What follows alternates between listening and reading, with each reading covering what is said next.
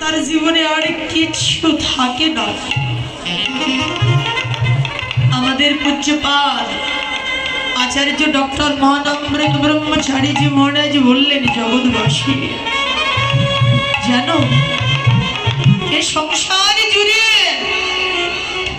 গৌর গোবিন্দকে জীবনে যারা ভালোবাসে তাদের পরিণাম কোনোদিন ভালো হয় না গো।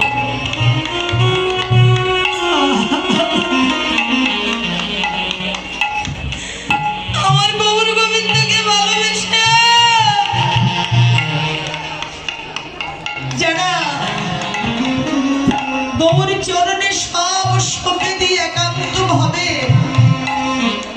আমার গৌর গোবিন্দকে যারা আপন করে কাছে পেতে চাইছে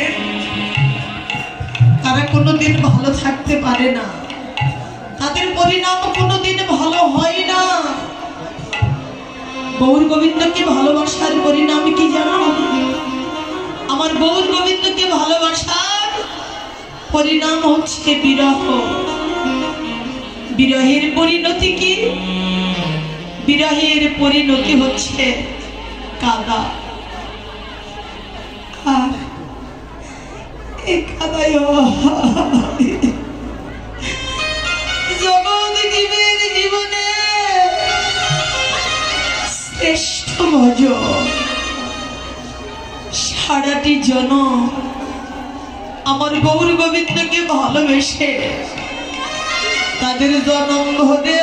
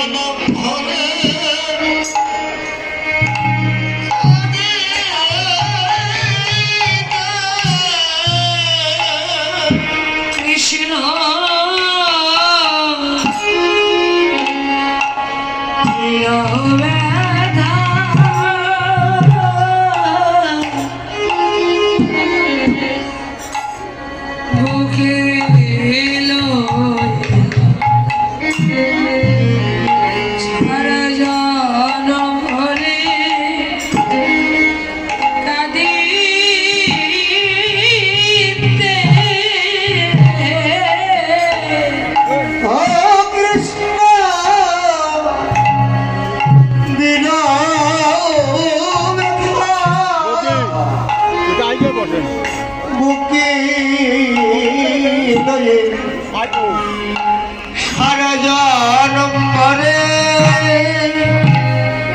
কাঁদে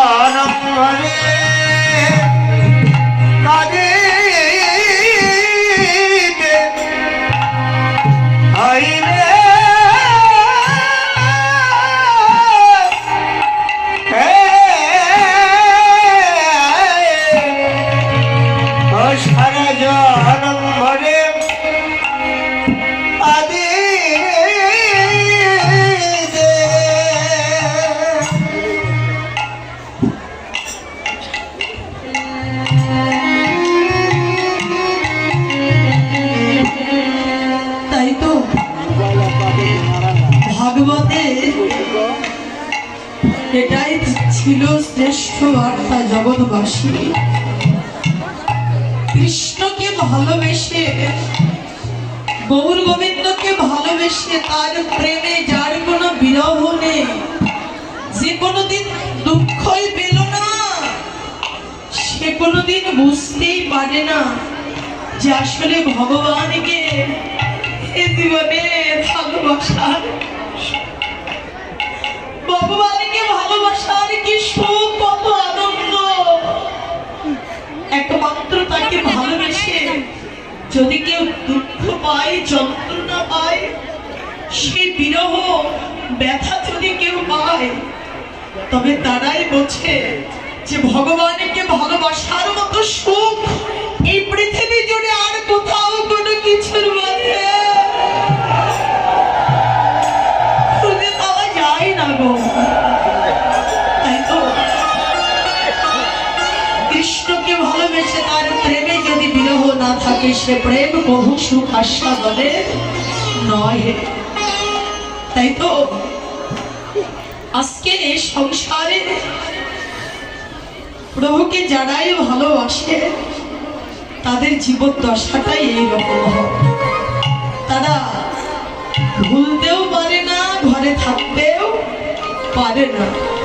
সর্বস্বামীকে যেমন গৌরহরিকে ভালোবেসে ভুলতে না পেয়ে ঘর ছাড়া হতে হয়েছিল, ঠিক আপনাদের মতো অনুরাগী বৈষ্ণব শ্রেষ্ঠ যারা, আজকে দেখুন তাদেরকেও ঘর ছাড়া হতে হলো।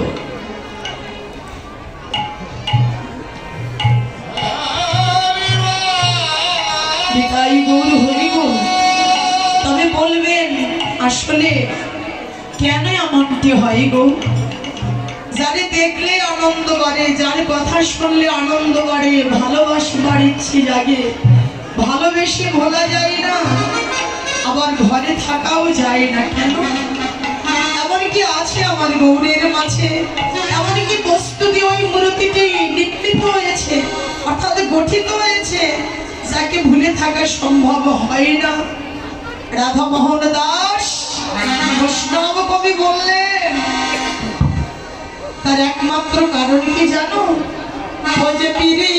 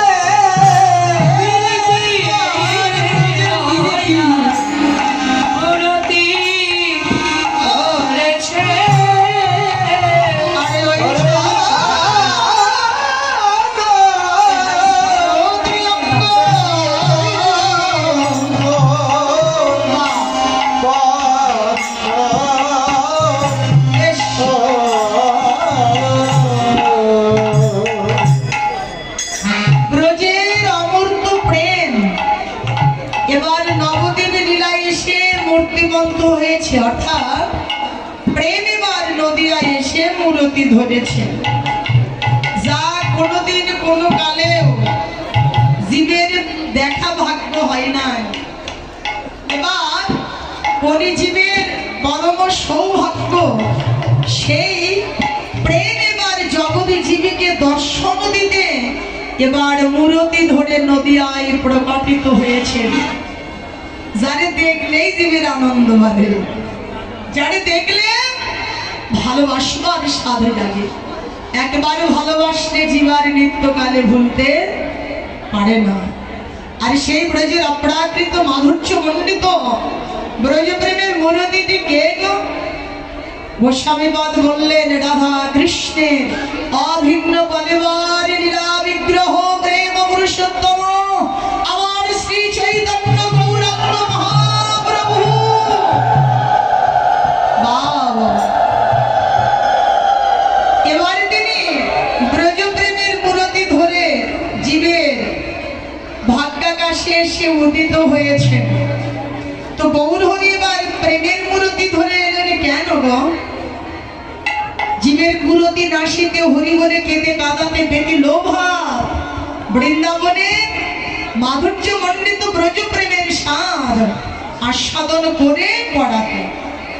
কিন্তু প্রথমত কথা হচ্ছে কুলতি নাশ।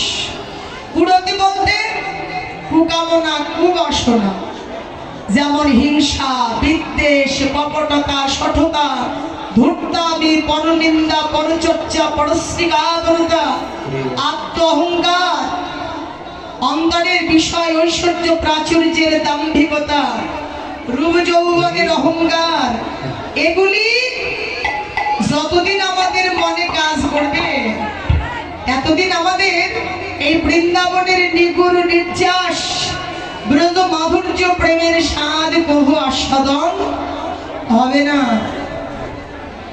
কারণ চিত্ত যতদিন, মন যতদিন মলিন থাকবে, নির্মল পবিত্র প্রেমের স্বাদ গ্রহণ করা, আস্বাদন করা সম্ভব হবে না। তাহলে ওই নির্মল বিশুদ্ধ প্রেমের স্বাদ আস্বাদন করতে চাইলে আমাদের এই মনটাকেও নির্মল পবিত্র করতে হবে, মনটা সুন্দর করতে হবে, বাসা ভালোবাসা করতে হবে।